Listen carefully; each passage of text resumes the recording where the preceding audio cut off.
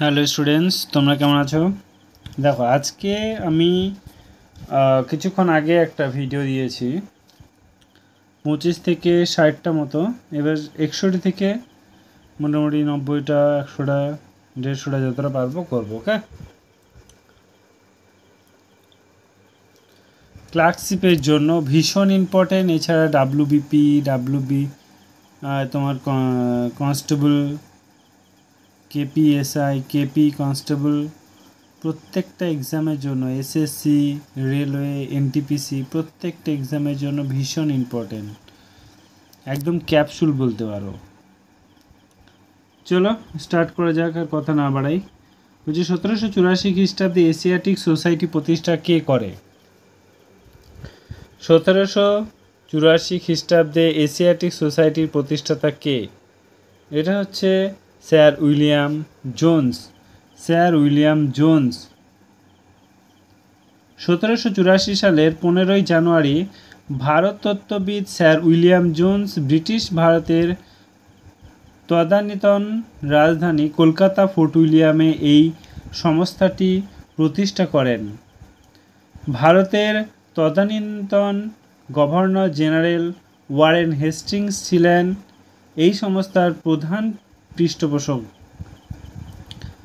62 নম্বর question দেখো, চন্দন গাছ সর্বাধিক দেখা যায় কোন রাজ্যে? খুবই গুরুত্বপূর্ণ কোয়েশ্চেন। এটা হচ্ছে কর্ণাটক রাজ্যে। কর্ণাটক রাজ্যে।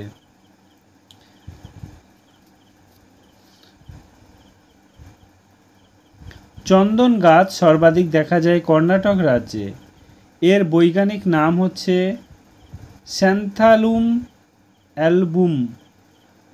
হচ্ছে স্যান্থালিয়ামা পরিবারের একটি উদ্ভিদ। তারপরে কোয়েশ্চেন দেখো, কৃষ্ণ মৃত্তিকা গঠিত হয়, বলো কৃষ্ণ মৃত্তিকা গঠিত হয় কোনটায়? কৃষ্ণ মৃত্তিকা গঠিত হয় ব্যাসেল্ট শিলা থেকে। ব্যাসেল্ট শিলা থেকে। লাভা গঠিত ব্যাসেল্ট শিলা থেকে উৎপন্ন হয়েছে বলে এই মৃত্তিকার রং কালো। কৃষ্ণ মৃত্তিকার চুন ও কাদার ভাগ বেশি, তাই এই মৃত্তিকার জলধারণ ক্ষমতা অত্যন্ত বেশি। দাক্ষিণাত্যে লাভাগঠিত মালভূমি অঞ্চলে এই বিশেষ ধরনের মৃত্তিকা দেখা যায়। এই মৃত্তিকা কৃষ্ণ কার্পাস মৃত্তিকা নামেও পরিচিত। 64 নম্বর কোয়েশ্চেন দেখো, বলছে যে শীতকালীন গম কোন মাসে কাটা হয়? শীতকালীন গম কোন মাসে কাটা হয়? এটা হচ্ছে মার্চ থেকে এপ্রিল মাসে। মার্চ থেকে এপ্রিল মাসে। মার্চ থেকে এপ্রিল মাসে। সেপ্টেম্বর অক্টোবর মাসে এই গম রোপণ করা হয় এবং মার্চ এপ্রিল মাসে এই গম কাটা হয়। গম উৎপাদনে পৃথিবীতে প্রথম স্থান আছে চীন, দ্বিতীয় স্থানে ভারতবর্ষ। ভারত গম উৎপাদনের রাজ্যগুলি হলো উত্তরপ্রদেশ, পাঞ্জাব, মধ্যপ্রদেশ ইত্যাদি।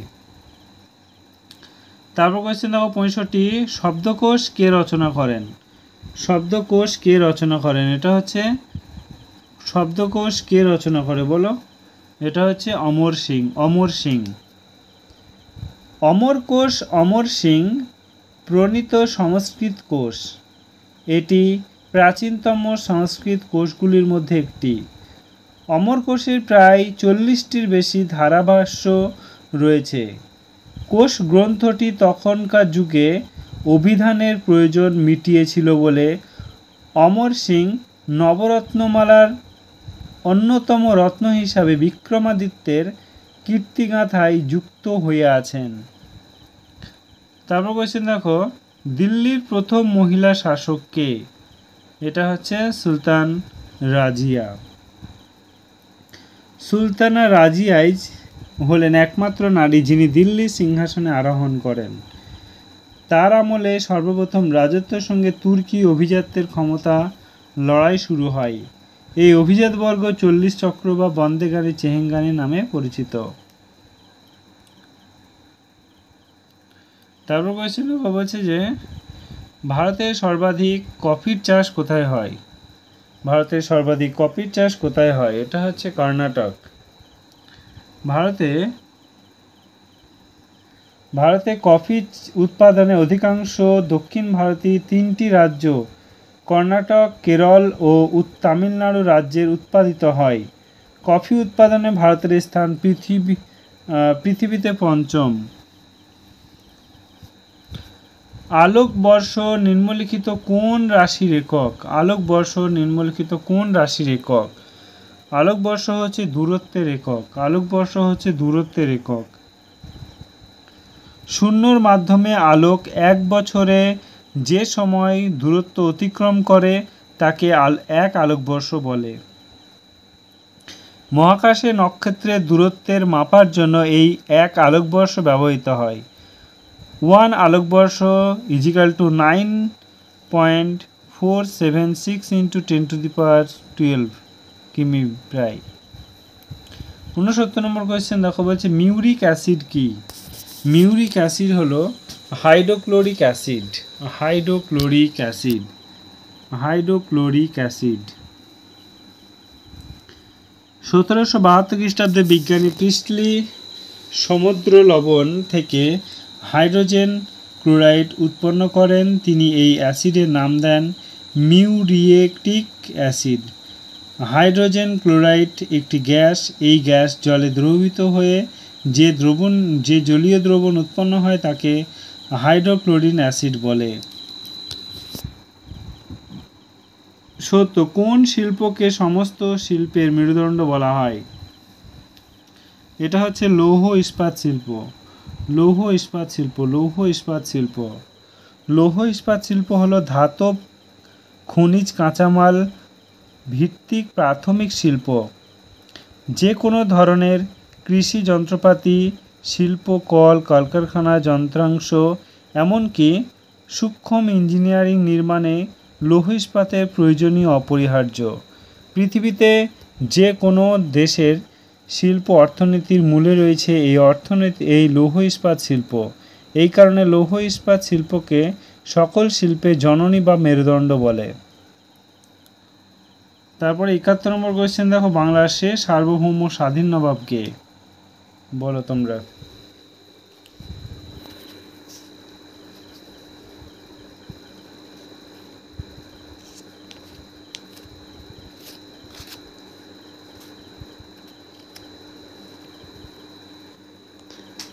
এটা হচ্ছে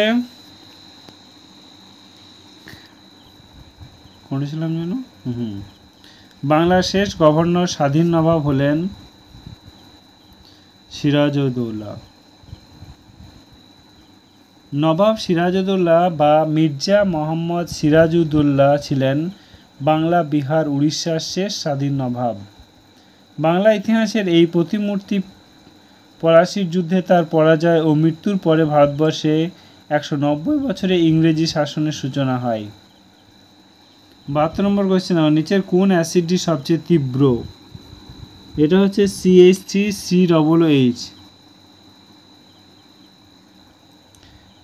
অ্যাসিটিক অ্যাসিড, যা ইয়ানিক অ্যাসিড নামেও পরিচিত। এটি একটি তরল জৈব রাসায়নিক যৌগ। এই রাসায়নিক গঠন হলো CH3COOH। বিশুদ্ধ জলমুক্ত অ্যাসিটিক অ্যাসিডকে কখনোই গ্লোসারিল অ্যাসিড বা অ্যাসিডও বলা হয়। 73 নম্বর কোয়েশ্চেন দেখো কি বলেছে,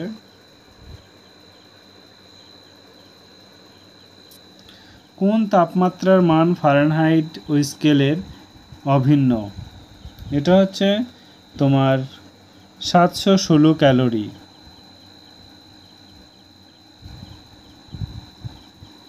এটা হবে সরি 716 ক্যালোরি হচ্ছে 1 গ্রাম 0 ডিগ্রি সেন্টিগ্রেড তাপমাত্রা বরফকে 100 ডিগ্রি সেন্টিগ্রেড তাপমাত্রার বাষ্পে পরিণত করতে কতটা তাপ লাগে? এটা হচ্ছে 716 ক্যালোরি। 1 গ্রাম 6 ডিগ্রি সেন্টিগ্রেড তাপমাত্রা বরফকে 100 ডিগ্রি সেন্টিগ্রেড তাপমাত্রার বাষ্পে পরিণত করলে 716 ক্যালোরি তাপ লাগে। 74 নম্বর কোয়েশ্চেন কি বলেছে, কোন তাপমাত্রা মান ফারেনহাইট স্কেলে অভিন্ন? এটা হচ্ছে তোমার -40 ডিগ্রি সেন্টিগ্রেড। তারপর কোয়েশ্চেন, কোন মোগল সম্রাট সিঁড়ি থেকে আচমকা পড়ে যান? এটা হচ্ছে হুমায়ুন। হুমায়ুন রাজত্বকালে চৌমার যুদ্ধে 1539 খ্রিস্টাব্দে বিলগ্রাম কনৌজের যুদ্ধে 1540 খ্রিস্টাব্দে হুমায়ুন শের শাহের কাছে পরাজিত হন এবং শেষে লাহোরের পরে সিন্ধু দেশ হয়ে পারস্য চলে যান। পরবর্তীতে 1555 খ্রিস্টাব্দে দিল্লিতে মুঘল সম্রাট পুনরায় প্রতিষ্ঠিত করেন। 1556 খ্রিস্টাব্দে হুমায়ুন তার দিন পানাহ প্রাসাদের পান্থাগড়ের সিঁড়ি থেকে পড়ে গিয়ে মৃত্যুবরণ করেন। তো বেদান্ত সংখ্যা হলো কটি? বেদান্তের সংখ্যা কটি? এটা হচ্ছে 6টি। বেদাঙ্গ হিন্দু ধর্মে 6টি ঐতিহ্য চর্চা প্রাচীনকালে উদ্বুদ্ধ ও বেদে চর্চার সঙ্গে সম্পর্কযুক্ত। 1 শিক্ষা, 2 ছন্দ, 3 ব্যাকরণ, 4 নির্বারতি, 5 কল্প, 6 জ্যোতিষ্য। আত্মীয় সভার প্রতিষ্ঠাতা কে? আত্মীয় সভার প্রতিষ্ঠাতা কে বলো? আত্মীয় সভার প্রতিষ্ঠাতা হচ্ছে রাজা রামমোহন রায়। আত্মীয় সভা ছিলেন ভারতের একটি দার্শনিক আলোচনা কেন্দ্র। রামমোহন রায় 1815 খ্রিস্টাব্দে এই সমিতি প্রতিষ্ঠা করেন। 1815 সালে আত্মীয় সভার প্রতিষ্ঠাকে কলকাতার আধুনিক যুগের সূচনা হিসাবে বিবেচিত হয়। 1923 সালে সমিতি নিষ্ক্রিয় হয়ে যায়। এবার কোশ্চেন হচ্ছে 78। ভারতের বিদ্যালয়ে আইন প্রণয়ন হয়। এটা হচ্ছে 1904। ভারতের বিদ্যালয়ে আইন প্রণয়ন হয় 1904। ভারতীয় বিশ্ববিদ্যালয় আইন 1904 5 সেপ্টেম্বর কার্যকর করা হয়। এর পটভূমিকায় সিমলায় অনুষ্ঠিত 1901 সালের শিক্ষা সম্মেলনে আলোচনা, 1902 সালের বিশ্ববিদ্যালয় কমিশনের সুপারিশমালা ও লর্ড কার্জন টমাস রেল সভাপতি 1902 খ্রিস্টাব্দে রেলে কমিশন গঠন করেছিল। পরবর্তী এটি ভারতীয় বিশ্ববিদ্যালয় কমিশন 1904 নামে পরিচিত। 79 চরমপন্থী দলের তাত্ত্বিক নেতা কে ছিলেন? চরমপন্থী দলের এটা হচ্ছে অরবিন্দ ঘোষ।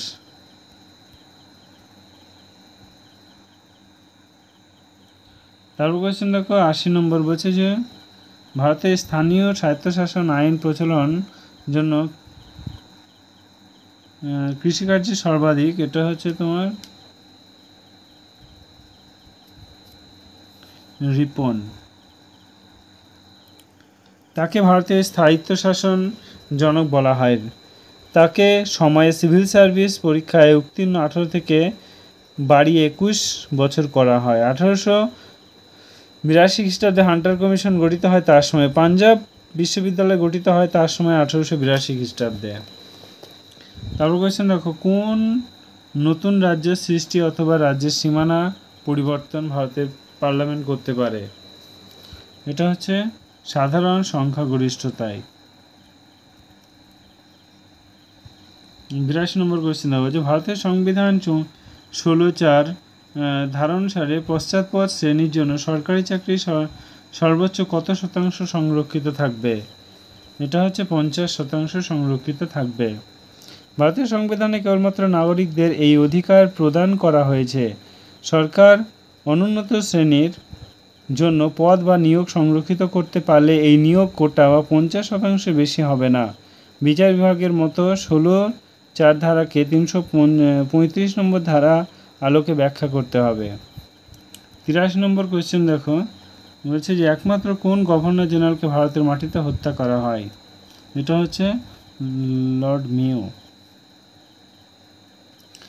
1869 খ্রিস্টাব্দে 1872 সাল পর্যন্ত ভারতের ভাইসরয় গভর্নর জেনারেল তিনি মেয়র পঞ্চ আর্শর পুত্র। তিনি ভারতের ভাইসরয় নিযুক্ত হওয়ার আগে তিনি আয়ারল্যান্ডে বিষয়ক দপ্তরে মুখ্য সচিব ছিলেন। 84 নম্বর কোয়েশ্চেন দেখো, বলছে যে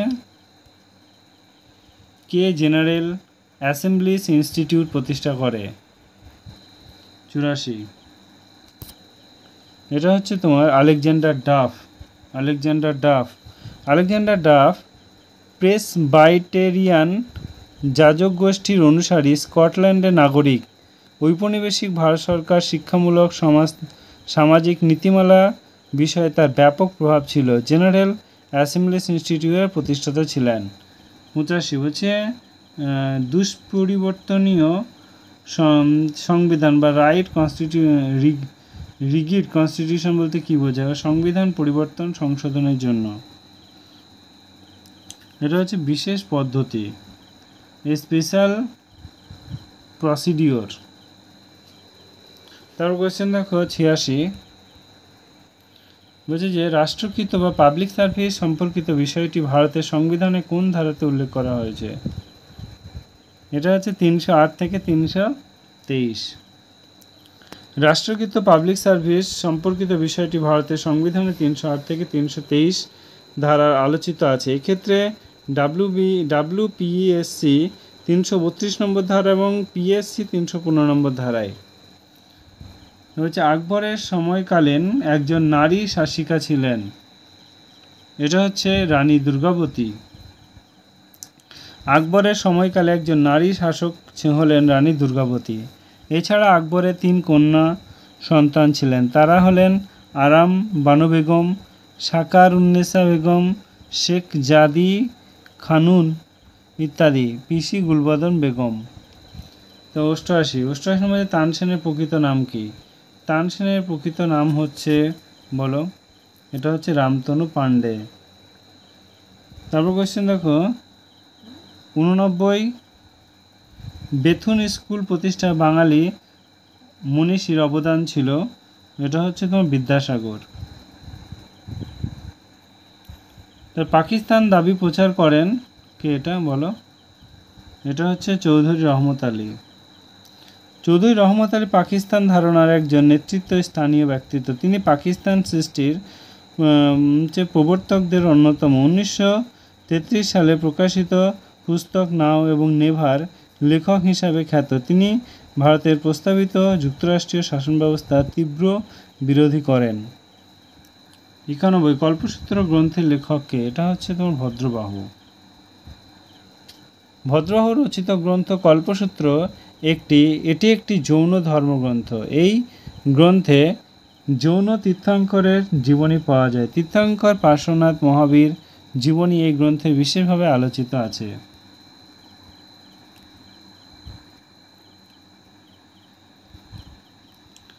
তারপর কোয়েশ্চেন দেখা হচ্ছে কোন রাজপুর মনসবদার ঔরঙ্গজেবের বিরুদ্ধে বিদ্রোহী হয়ে ওঠেন?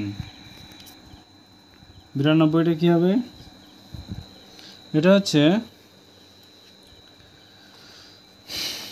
দুর্গাদাস রাঠোর। তারপর কোয়েশ্চেন দেখো প্রচলিত ব্যবস্থার বাইরে গিয়ে নিচের কোন আদালত বিচার করে? এটা হচ্ছে তোমার লোক আদালত। আইনত পরিষেবা কর্তৃপক্ষ আইনটি 1994 সালে সংশোধিত হয়। সংশোধনীর 19(1) ধারায় বলা হয়েছে কেন্দ্র, রাজ্য, জেলায়, তালুকে আইনগত পরিষেবা কর্তৃপক্ষ গঠন করা হবে। এই কর্তৃপক্ষের হাতে লোক আদালত গঠন করার দায়িত্ব অর্পণ করা হয়। 94 কবে অশোক কলিঙ্গ জয় করে? এটা হচ্ছে, বলো, 261 খ্রিস্টাব্দ পূর্বে। কলিঙ্গ যুদ্ধ 261 খ্রিস্টাব্দে সংঘটিত হয়। সম্রাট অশোক কলিঙ্গ আক্রমণ করেন। অশোক সিংহাসন আরোহণে 12 বছর পর এই অভিযান পরিচালিত হয়। এই যুদ্ধে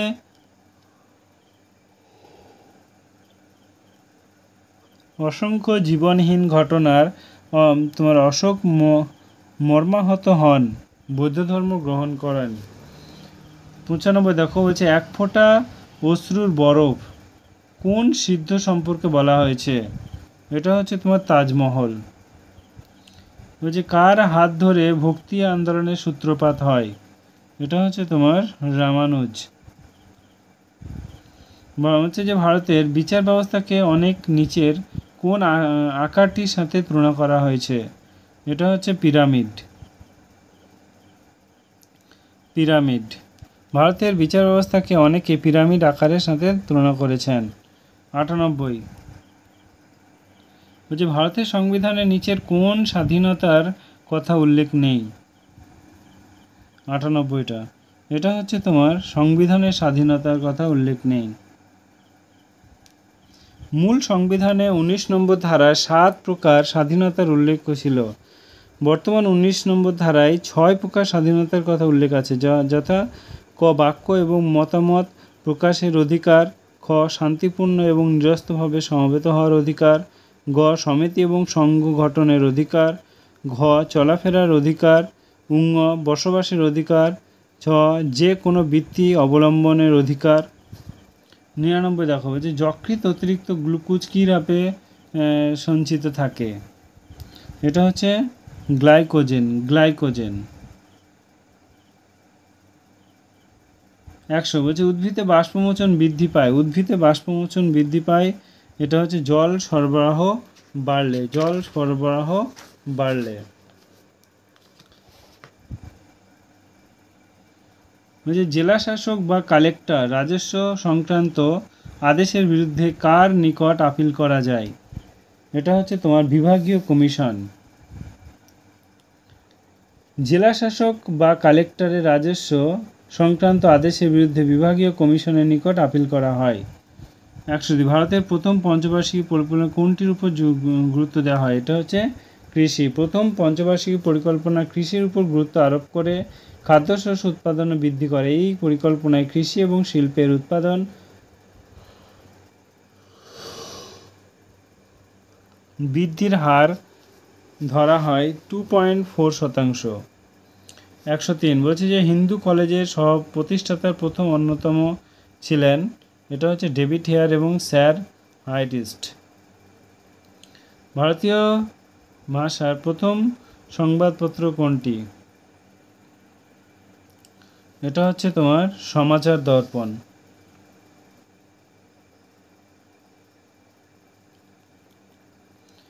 বলছে দশম পঞ্চবার্ষিকী পরিকল্পনা আর্থিক বৃদ্ধির হার ধার্য করা হয়, এটা হচ্ছে তোমার 8%। তৃতীয় পঞ্চবার্ষিকী পরিকল্পনা কবে শুরু হয়, তৃতীয় পঞ্চবার্ষিকী পরিকল্পনা এটা হচ্ছে 1961। তৃতীয় পঞ্চবার্ষিকী পরিকল্পনার সময়কালে 1961 সালে 1 এপ্রিল, 1961 সালের 31 মার্চ পর্যন্ত এই পরিকল্পনা প্রথম আত্মনির্ভর কথা উল্লেখ করা হয়। এখানে কৃষি ও শিল্পের উপর অধিক জোর দেওয়া হয়। তারপরে দেখো গরিবি হটাও স্লোগান দেন প্রথম, দ্বিতীয়, তৃতীয়, চতুর্থ, এটা হচ্ছে তোমার চতুর্থ পঞ্চবার্ষিকী পরিকল্পনায়। কে বলেছিল, ইন্দিরা গান্ধী। তারপর কোশ্চেন দেখো, বলছে যে এক্সিম ব্যাংক কত সালে স্থাপিত হয়, এটা হচ্ছে তোমার 1982 সালে এক্সিম ব্যাংক স্থাপিত হয়।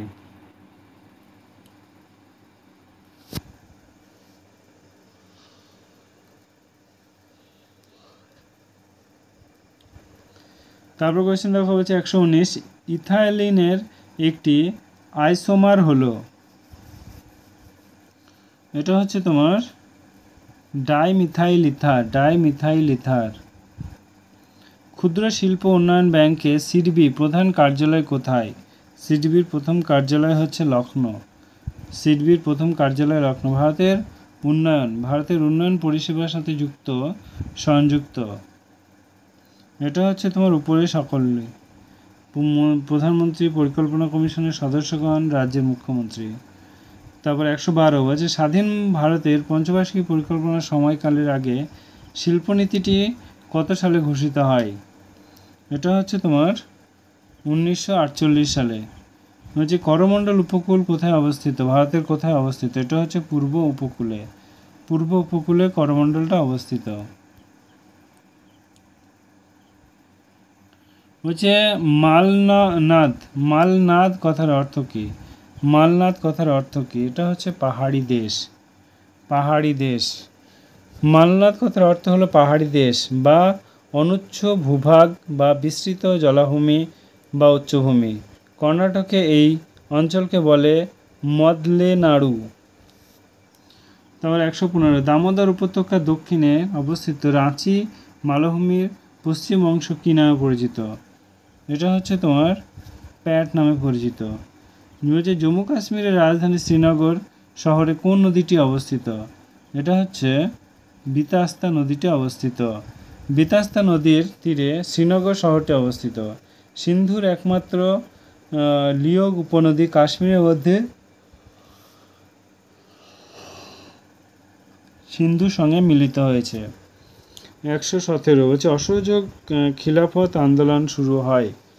এটা হচ্ছে তোমার 1920 সালে।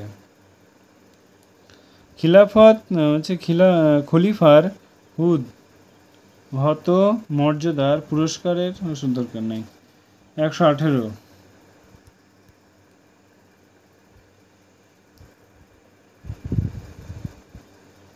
নিম্নলিখিত কোন শহরটি ব্রহ্মপুত্র নদীর তীরবর্তী নয়?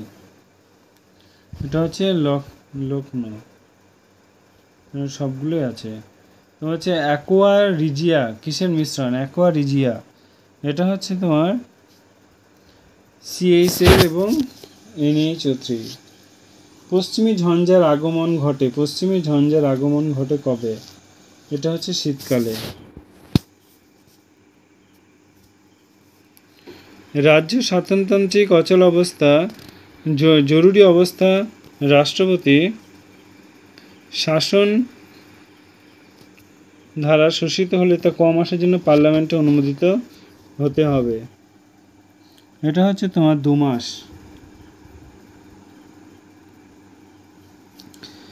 নতুন পঞ্চায়েতের আইন অনুসারে 1992 পঞ্চায়েত ব্যবস্থার মধ্যবর্তী স্তরটি গঠন করা যায় না যখন কোনো রাজ্যের মোট জনসংখ্যা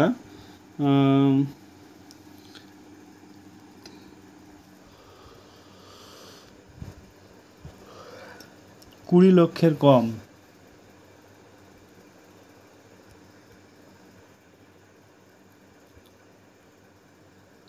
সো ফ্রেন্ড, আজকে এই পর্যন্তই। যদি ক্লাসটা ভালো লাগে তো একটা লাইক করে দিজিও আর একটা সাবস্ক্রাইব করে দিজিও।